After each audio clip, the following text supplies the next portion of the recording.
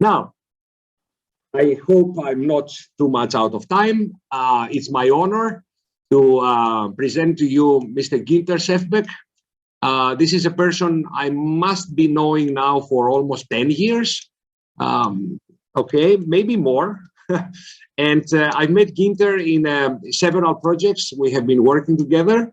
Ginter is one of the hearts, as I understand it, of the Austrian parliamentary administration, of the Austrian parliament.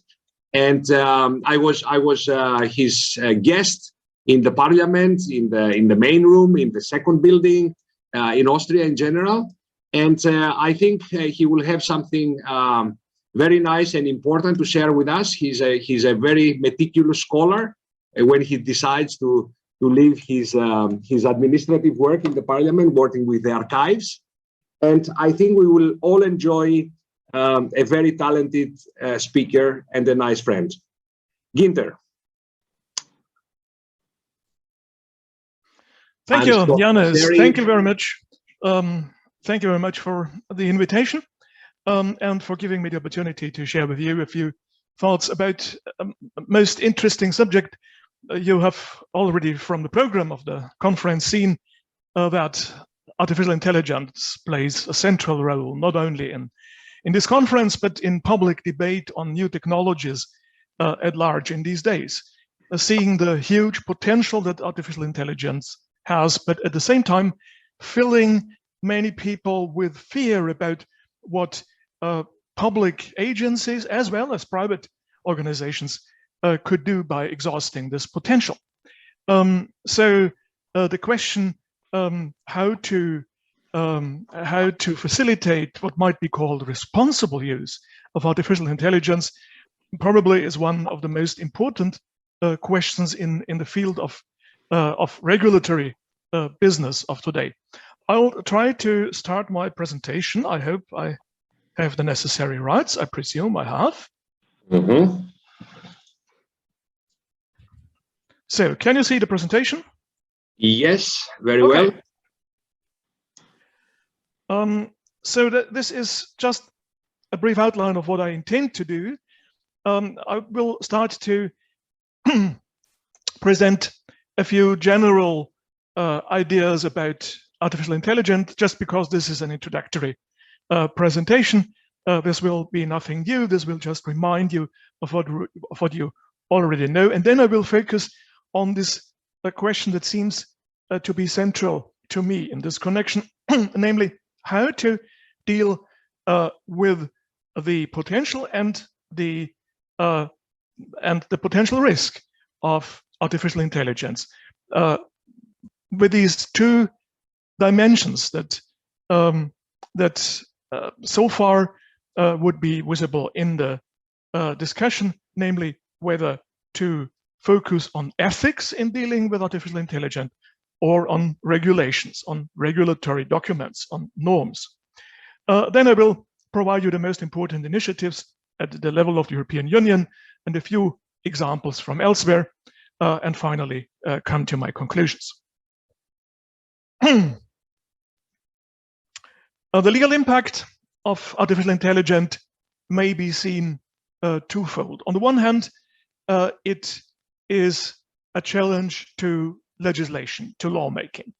So you can imagine having in mind that AI is affecting nearly all kinds of interaction, not only interaction between human beings, but also interaction between human beings and machines, how wide the scope of legislative challenges is. It includes, for example, liability, privacy, security, and the new concept of what might be called the e-person, the way how to deal with the autonomous machines that human beings are now interacting with, or that are interacting with other machines.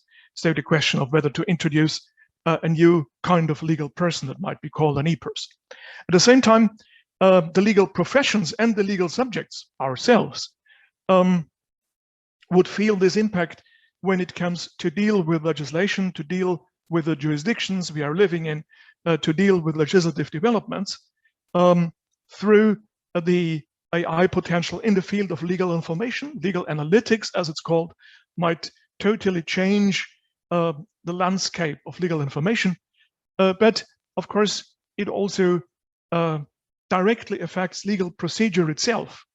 And just a few examples for this impact would be what might be called e-governance, the way that we are using these new technologies in governance, but also in private law, the conclusion of smart contracts, or in the field of justice, the potential of artificial intelligence to replace the human judges we have been known for not only centuries but millennia, and replace them by what might be called an e-judge, the artificial intelligence that would decide on legal cases. So this is just a few examples of this wide scope, examples that of course I can't deal with in detail in this presentation, just to remind you about the wide scope of the legal impacts of artificial intelligence. No, that's wrong.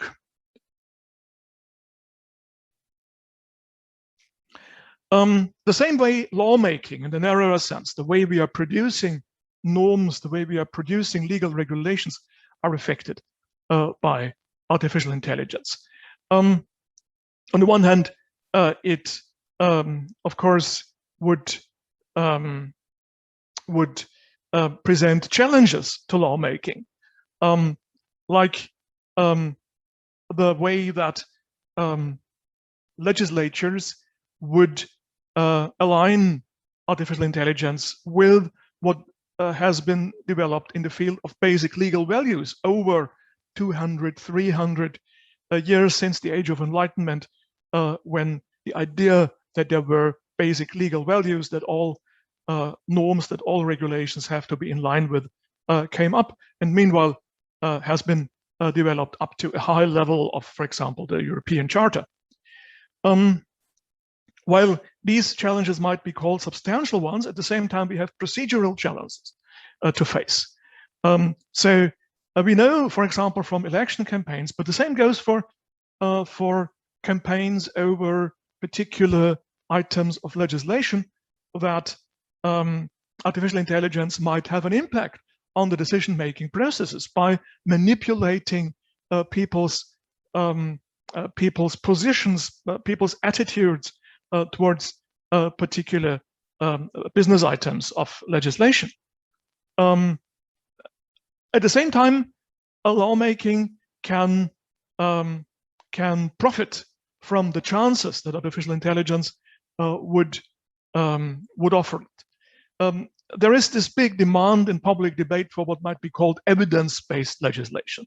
So the problem with evidence-based legislation nowadays is that there is so much evidence, and that the problem is to draw from this evidence the patterns, so to say, that would be most relevant for deciding about the content of a particular item of legislation.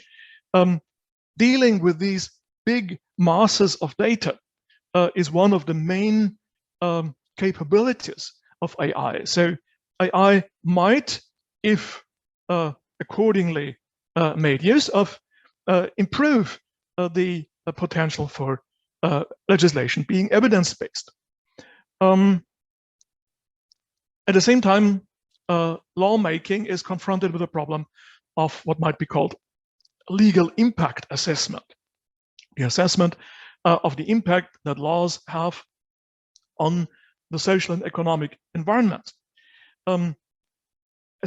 Assessing this impact is a highly complex and difficult matter, which in the end only can be handled by developing complex models. So AI also can assist us as lawmakers in developing and using such socioeconomic but also normative models. So this is just, for introduction, a brief view of the challenges and chances of AI in this wide field of normative business. This is just to remind you that artificial intelligence is much more than machine learning. Even though some definitions would reduce it to that, there are a lot of other dimensions that artificial intelligence might impact. One of the most important aspects being what might be called big data analytics. I have already briefly referred to it when talking about evidence-based legislation. There is so much evidence, there is so much data, and the problem is to detect the patterns in the data. And this is done, I can't go into detail here. This would be, of course, subject for many other presentations, but I would just like to remind you of this main function by machine learning tools that would be very smart at recognizing patterns in mass data. One epistemological implication I would like to explicitly mention. We have learned over centuries to think in terms of causality, but big data analytics would shift our focus on correlations. It would not look at causality associations between different facts. It would look at correlations between different facts and extract patterns from these correlations. Legal analytics, which I also have already mentioned, would be one expression of that field of big data analytics. It would use the algorithms of machine learning developed for big data analytics at large to apply them on legal data, legal mass data. And this already has changed legal information, legal information landscape significantly, in particular in the US, but also in Europe. Legal informatics is more and more relying on legal analytics, which means the application of artificial intelligence, in particular machine learning, on legal data, with all the consequences that has. AI research, normally that should be an animation. AI research has significantly developed over the past 20 years with the US, the European Union, and in particular China being the leading areas in the field, with China even overtaking the US and the European Union. And this is the prospects as indicated by market observation. So you see all these different aspects of artificial intelligence achieving their peak in different points in time over the next years, but you see what will happen in the next years and in the decade to come. So now, this was just for introduction. And as you for sure have observed when looking around, not only on the market, but also in academic circles and political debate arenas, you will have observed that there's a wide scope of reaction that I would call to be between hype and hysteria. So on the one hand, of course, there's the hype. AI can do everything, like the CEO of Google, for example, expectedly was announcing at the World Economic Forum in 2018.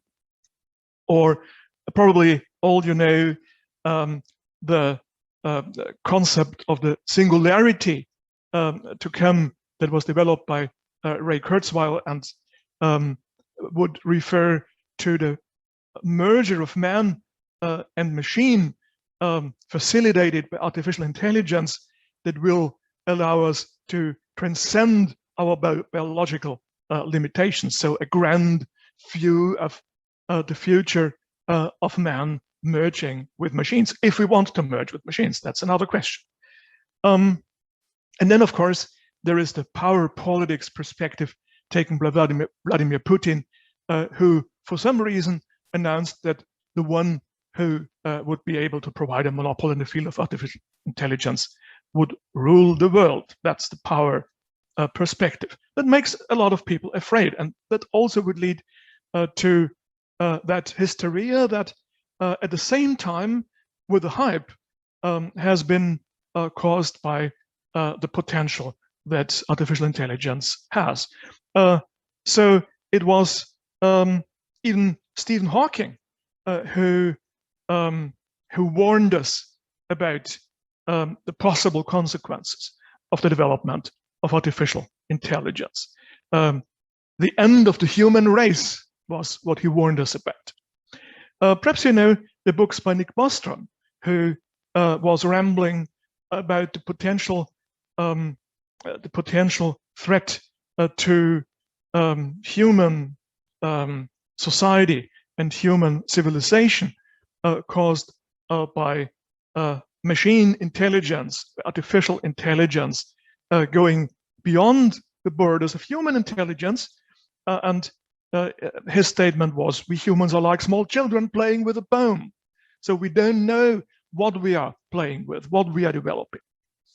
And finally, there are these more concrete predictions, for example, about the impact of artificial intelligence of economy, society, and, for example, on employment, like the prediction that by artificial intelligence, 47% of US employment will be threatened, is in the high risk category here, means it will probably disappear because these jobs will be overtaken by artificial intelligence, and human employees will be replaced by machines. So you have hype and hysteria at the same time, as it often happens when new technology will come up. Remember, for example, when the time when the railway came up in the early 19th century, it was the same. It was the same picture that we have now: hype and hysteria being there at the same time.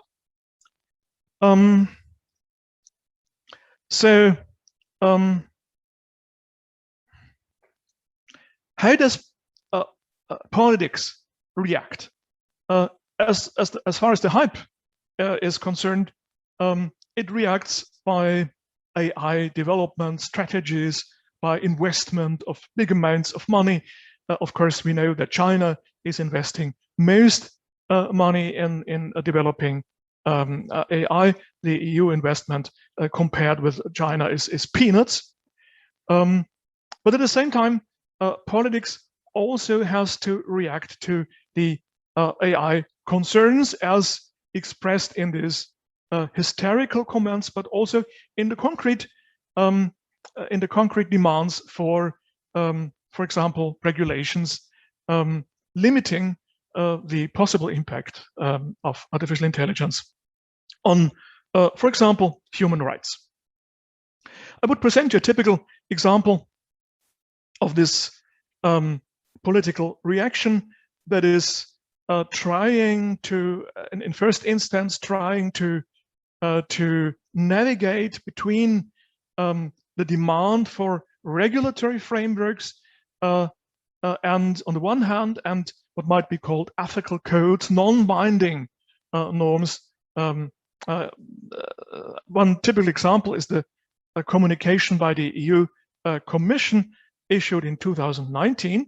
But before I present you this communication, I will refer to the initiative taken earlier by the European Parliament. So like in other important areas, it was the European Parliament that at the first time at European level took an initiative and called on the Commission to assess the impact of artificial intelligence and in particular make recommendations on civil law rules. But it still also referred to ethical frameworks to be implemented. So even this early initiative by the European Parliament was in between these two poles, so to say, of the debate, binding norms on the one hand and non-binding ethical norms on the other hand. The Commission reply in 2017 was very, very careful and hesitating. And so more analysis is necessary is one of these typical statements taken by politicians in such an early stage of a political debate.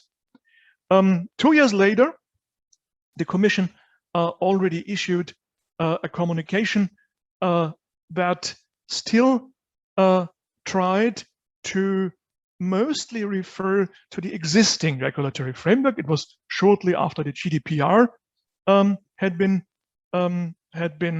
adopted and was then implemented.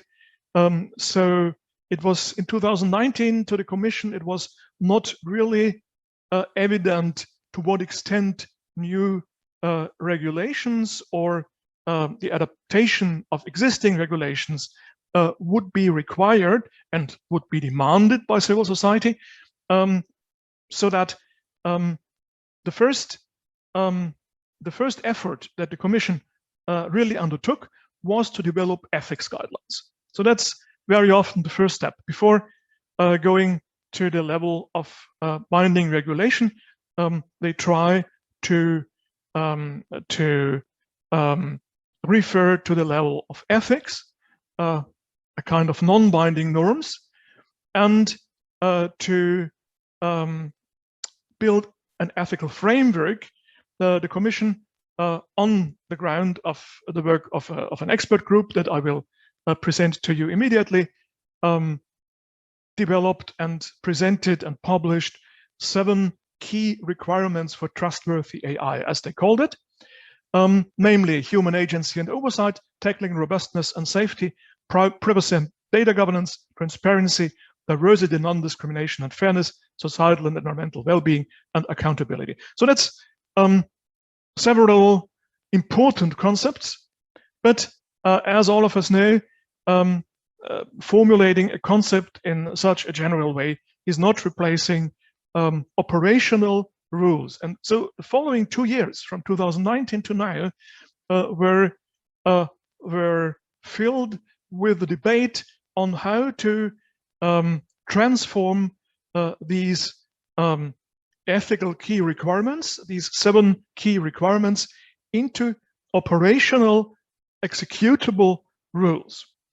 But first, in 2019, we still were on the level of ethical rules. These guidelines containing these 7 key requirements had been developed by a high-level expert group that had been established by the Commission in 2018 and worked until 2020. It developed 5 deliverables that also represented the European AI Alliance. That's a big multi-stakeholder forum to discuss these initiatives. And probably the most important deliverable was the ethics guidelines, but quite important was the assessment list for trustworthy AI, because it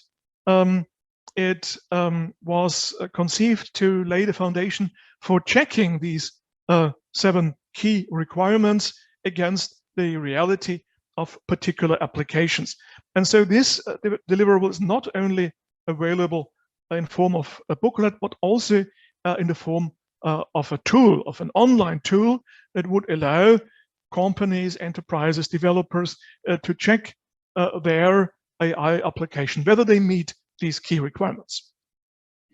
Next year, 2020, the Commission made one step further towards binding regulations by presenting a white paper. And this white paper, for the first time, really unveiled a certain readiness to examine, as it formulates, whether current legislation is able to address the risks of AI and can be effectively enforced, whether adaptations of the legislation are needed, or whether new legislation is needed.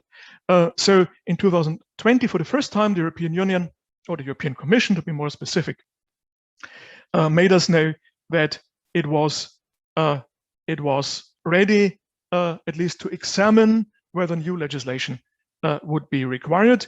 And the public consultation that took place in the first half of 2020 made it very clear that there was a significant demand for legislation, for regulatory efforts.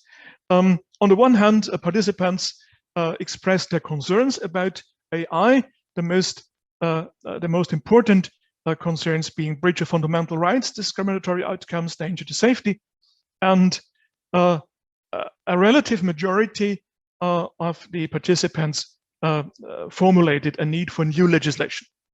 Then most of the others, a need for modification of current legislation, and only 3% of the participants stated that they deemed current legislation to be sufficient to handle the challenges by AI to the legal environment. So it was quite clear to the Commission that it had to issue new regulatory acts. There was this demand from a European society, and so the new Commission, the von der Leyen Commission, in its initial announcements, made clear that it would come up with a proposal for AI regulation. Of course, not surprising, but nonetheless interesting to mention is the divergence between the different stakeholder types as to need for new legislation. So you see that in particular business enterprises to a much less extent than, for example, citizens demanded new legislation. Finally, in April this year, the Commission came up with a so-called package, a package meaning that besides the proposal for the demanded regulation, there was also an updated version for the coordination plan with the member states containing these announcements how to promote the development of artificial intelligence in the European Union. But most important to us, my dear Ginter, it's interruption. Am I too late? Okay, so then Non-maskable interrupt. Come over, no problem. I will go over.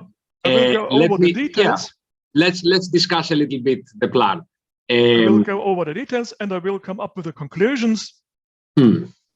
Okay, because we are in the same time we are flexible. We need to be flexible because we have some changes also in the next session. So the faster you go to conclusions in order to handle a couple of questions, it would be better. I'm there. Yeah. I'm at the conclusion.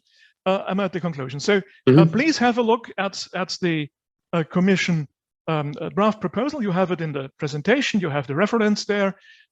Please have a look at it. There is a lot of debate still to take place at the political level, and it's up to you as members of civil society to be part of this debate. What I can anyway conclude is that we can observe that the awareness for the requirements of responsible use of artificial intelligence has significantly raised over the past few years, even though there is still no agreed definition of what AI really might refer to. So there is a narrower definition, just containing or comprising what might be called machine learning, but there are also wider definitions. By the way, the European draft regulation would apply a wider definition, but no explicit one. But still, we in most parts of the world are on the stage of this ethical debate. We can state that the diverse catalogues of ethical standards developed in the EU and developed outside, like in the OECD, and also adopted by the G20 summit, share certain core concepts which look quite evident. But so far it has only been the EU, only the European Union, that has performed this shift from the ethics debate towards a debate on binding regulations regarding AI, where the EU is following a risk-based approach. In the US, you can still observe that they are a bit afraid of what they call overregulation. Of course, economic lobbyism is much stronger there. And in China, as you know, just to name these three most important regions in the field of AI, in China, as you know, there still is to be observed this governmentality approach, as it might be called. So the claim that the EU has to impact the development, as Margrethe Vestager called it, to be spearheading the development of new global norms, still seems to be quite questionable and would demand bigger efforts by civil society, by global civil society all over the world. So we are living in a time when the classical way of regulation is undergoing changes. We don't know whether national jurisdictions will be adequate to handle the problems of our time. We don't know whether hard law will be able to be issued in global environments, or whether it will be overcome by soft law. At the same time, we don't know whether the classical way of textual regulations will be in place in the future, or whether textual regulations will be turned into algorithmic regulations. We don't know about how legislative procedure will develop. We don't know how the demand for evidence-based legislation will be met. So there is a lot of questions in the field that we have been talking about today, which would not only affect artificial intelligence and the way to regulate artificial intelligence, but also all the other domains of regulation. So we are amidst a fascinating and important debate, and my appeal to you would be, let's be part of this debate. Thank you. Okay. Oops.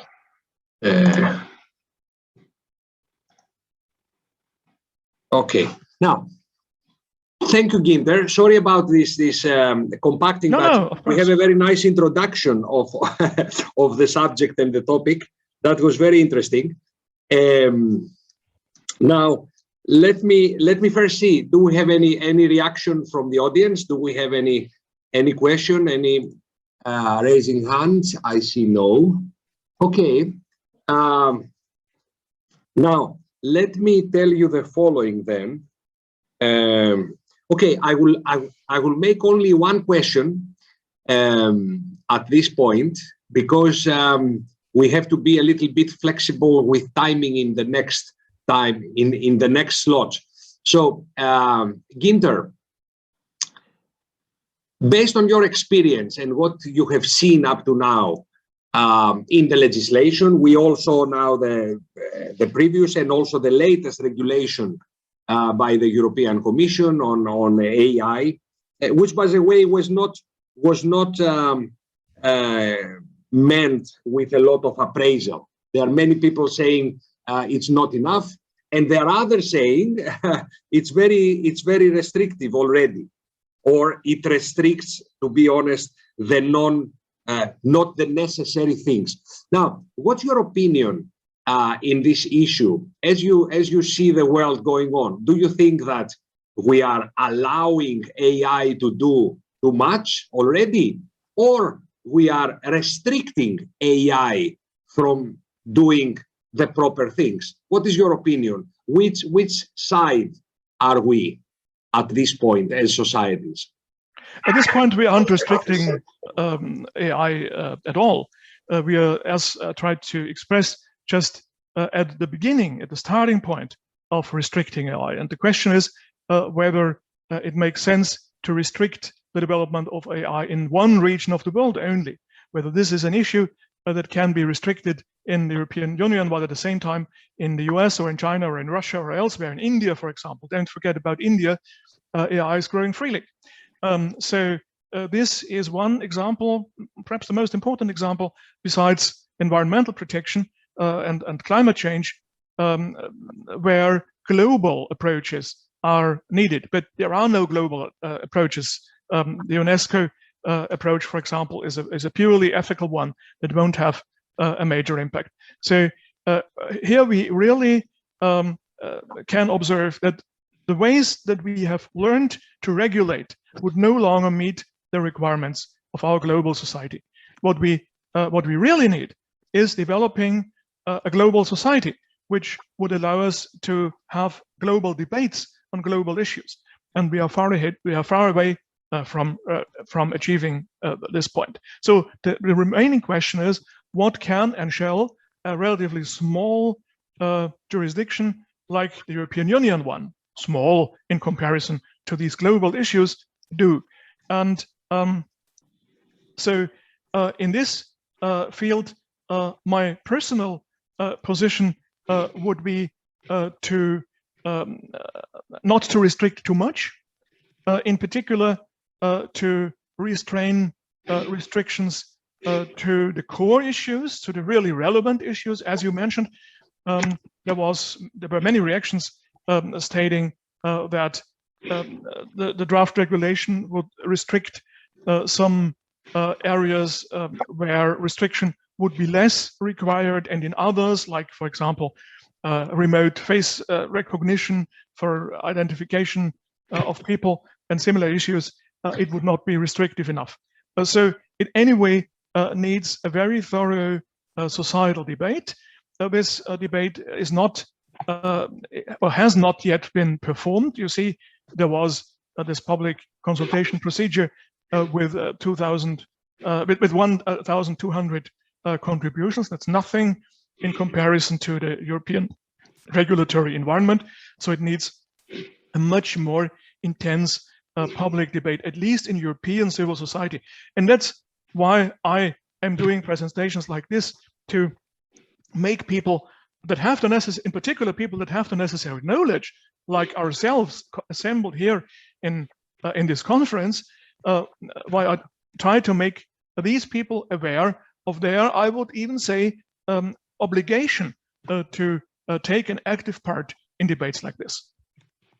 Yeah. Okay.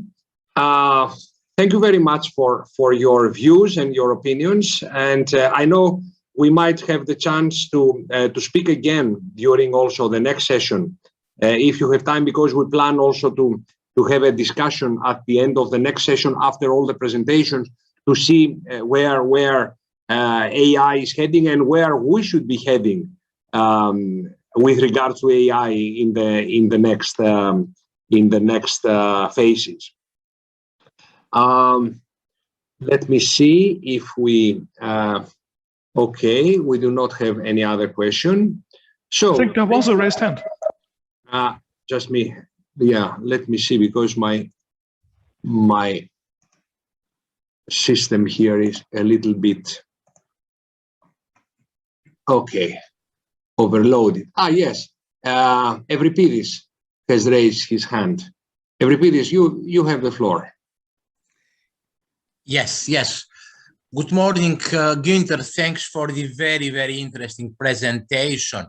I would like to ask you that there is a lot of hype about AI in government especially. So can you tell me practically, what do you see as the main uses of AI in government that exist now or will exist in the near future? So let's get back to reality. What is the real AI use in government or will be in the near future? Thank you.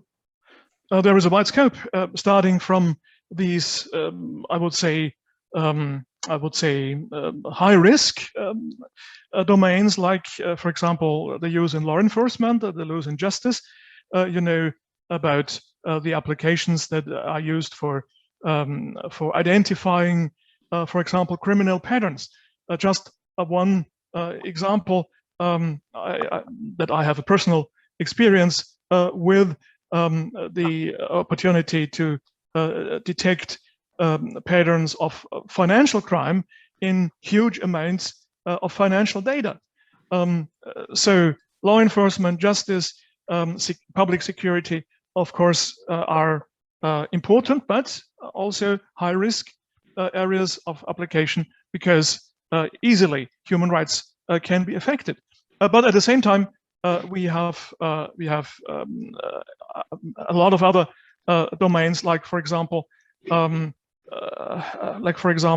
using AI to analyze data for any kind of public organization, whether it is environmental protection, whether it is lawmaking.